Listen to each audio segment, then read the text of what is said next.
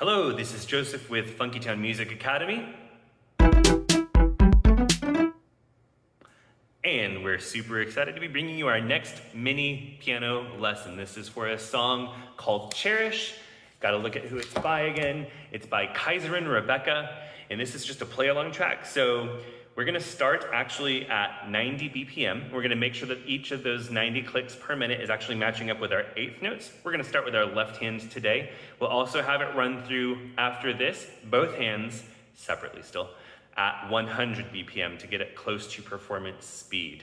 We're not going to use any pedal today, but we want you to be listening specifically to the notes, be paying attention to your ties, to your slurs and phrasing as well, and make sure that you keep counting throughout the whole thing. Without any further ado, here's Cherish by Kaiser and Rebecca.